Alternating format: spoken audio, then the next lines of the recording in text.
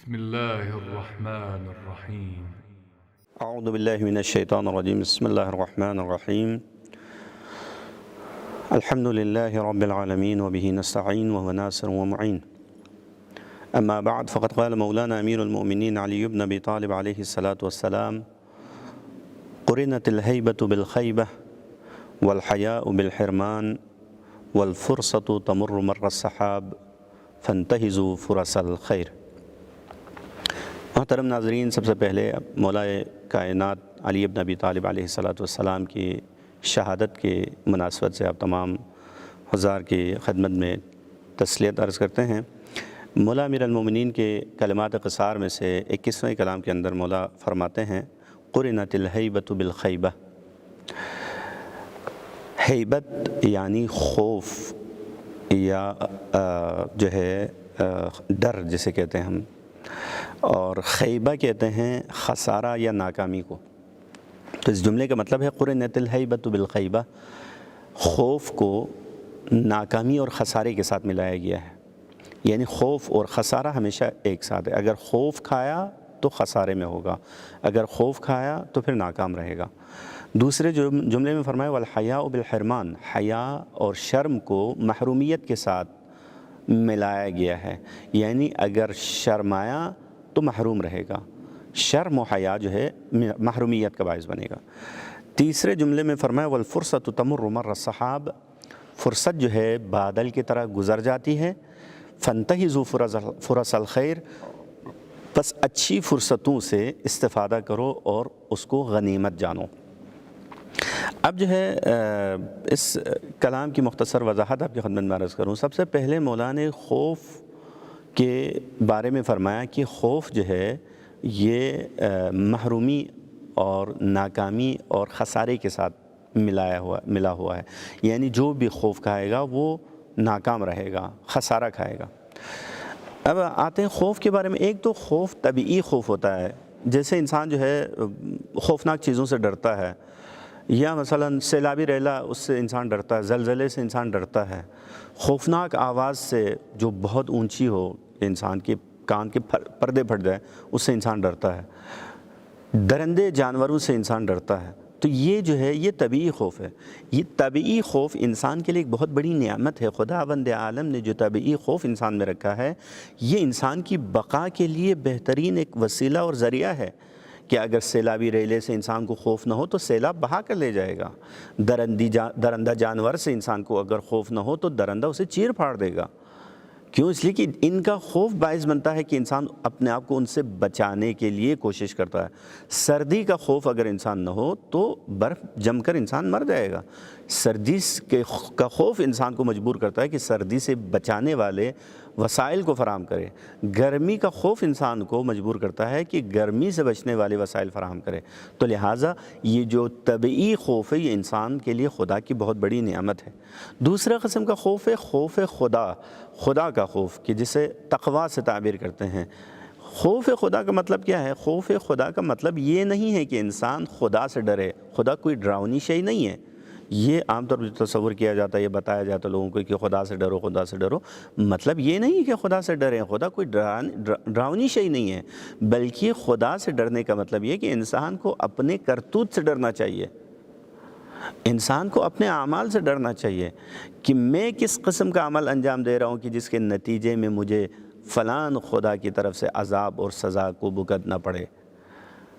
بس انسان کو اپنے اعمال سے ڈرنا چاہیے، اپنے کردار سے ڈرنا چاہیے، نہ کہ خدا سے۔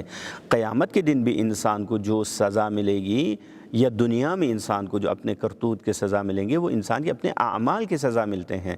خدا بیجا کسی کو سزا نہیں دیتا، خدا تو اپنے بندوں کو چاہتا ہے۔ یہاں تک کہ روایت نے کہا ہے کہ خدا اپنے بندوں سے ماؤں سے زیادہ محبت کرتا ہے۔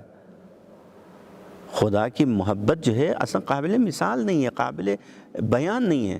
تو لہٰذا خدا ایک محبوب شے ہے، ڈراؤنی شے نہیں ہے۔ بس خوف خدا کا مطلب انسان کو اپنے اعمال کا خوف ہونا چاہیے، اور یہ بھی بہت ضروری ہے انسان کو سیدھے راہ پر چلنے کے لیے۔ دوسری چیز جو ہے یہ تیسرا جو خوف ہے وہ بیجا خوف ہے۔ نہ کوئی طبعی خوف ہے، نہ کوئی ایسی شے ہے کہ جو انسان کے لیے ضرر رساں ہو کہ جس سے انسان ڈرے، نہ یہ خوف جو ہے خوف خدا ہے بلکہ بیجا خوف ہے۔ مثال کے طور پر انسان مردے سے ڈرتا ہے، یہ بیجا خوف ہے۔ مردے سے ڈرنا انسان کو محروم بنا دے گا۔ بہت سارے خوف انسان کو محرومیت کا شکار کر دیتا ہے، بہت سارے خوف انسان کو ناکام بنا دیتا ہے، انسان کو خسارے کا شکار بنا دیتا ہے۔ پس لہٰذا بیجا خوف نہیں ہونا چاہیے۔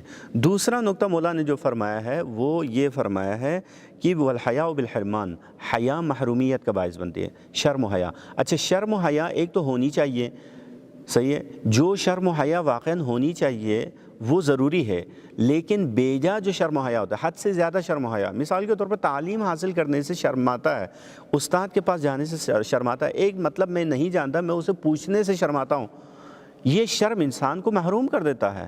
میں اپنا حق لینے سے شرماتا ہوں، یہ شرم جو ہے مجھے محروم کر دے گا اپنے حق سے۔ بس لہٰذا وہ شرم جو انسان کے لیے ضرر رساں ہے کہ جس سے انسان بہت سارے مفید چیزوں سے محروم رہ سکتا ہے، ایسا شرم انسان کو نہیں کرنا چاہیے۔ اور آخری نقطہ جو مولا فرماتے ہیں اس حدیث کے اندر، والفرصت تمر مر السحاب، فرصت جو ہے بادل کی طرح گزر جاتی ہے، بس فانتہزوا فرص الخیر، فرصت سے استفادہ کریں، فرصت کو ہاتھ سے جانے نہ دیں۔ کیوں؟ اس لیے کہ مولا کے خود اپنے ایک فرمان کے مطابق فرماتے ہیں کہ الفرصت سریعۃ الفوت، فرصت بہت جلد گزر جاتی ہے۔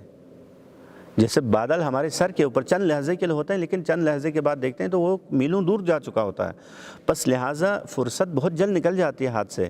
اور یہ بھی فرمایا مولا نے والبطینۃ العود، بہت جلد بہت دیر انسان کے ہاتھ آتے ہیں، یعنی فرصت بہت دیر سے ملتی ہے انسان کو۔ اچھا فرصت کا مطلب کیا ہے؟ فرصت کا مطلب ہر وہ نعمت جو خداوند عالم نے مجھے اور آپ کو دی ہے، تعلیم کی نعمت، آپ کو تعلیم دینے کے لیے موقع دیا ہے، یہ ایک فرصت ہے۔ تعلیم حاصل کرنے کے لیے جو موقع ملا ہے یہ ایک فرصت ہے۔ مال حاصل کرنے کے لیے، حلال مال کمانے کے لیے، رزق حلال کمانے کے لیے فرصت ملی ہے، ایک نعمت ہے۔ عبادت کے لیے آپ کو فرصت ملی ہے، ماہ مبارک رمضان ایک بڑی فرصت ہے میرے اور آپ کے لیے، اپنے آپ کو پاک کرنے کے لیے، اپنے نفس کو پاک کرنے کے لیے، روحانی مراحل کو طے کرنے کے لیے، خدا کی عبادت کرنے کے لیے بہترین فرصت ہے۔ جو لوگ اس ماہ مبارک میں روزہ نہیں رکھتے ہیں واقعاً وہ فرصت کو ہاتھ سے کھو دیتے ہیں۔ شب قدر کے راتوں میں بیدار ہو کر عبادت نہیں کرتے، انہوں نے در واقع فرصتیں ہاتھ سے کھو دی ہیں۔ لہٰذا یہ فرصتیں خدا کی طرف سے بڑی نعمت ہوتی ہے کہ اس کو ہاتھ سے نہیں کھونا چاہیے۔ جو قومیں ترقی کرتی ہیں وہ فرصتوں سے استفادہ کرنے کی وجہ سے ترقی کرتی ہے۔ آج مسلمان اگر شکست کا شکار ہے، زوال کا شکار ہے، انحطاط کا شکار ہے، تو اس کا نتیجہ یہ ہے چونکہ مسلمان جو ہے وہ فرصتوں سے استفادہ نہیں کر رہے ہیں بلکہ فرصتوں کو ضائع کر رہے ہیں، اس وجہ سے مسلمانوں کو جو ہے وہ زوال کا شکار ہونا پڑا ہے۔ ہمیں اگر فرصتوں سے استفادہ کرنے کا موقع ملے تو کمال استفادہ کرنا چاہیے، کیونکہ ہمارے ائمہ علیہ السلام کی سیرت بھی یہی تھی کہ انہوں نے کبھی ایک لحظہ بھی فرصت کو ہاتھ سے جانے نہیں دیا۔ والسلام علیکم ورحمۃ اللہ وبرکاتہ۔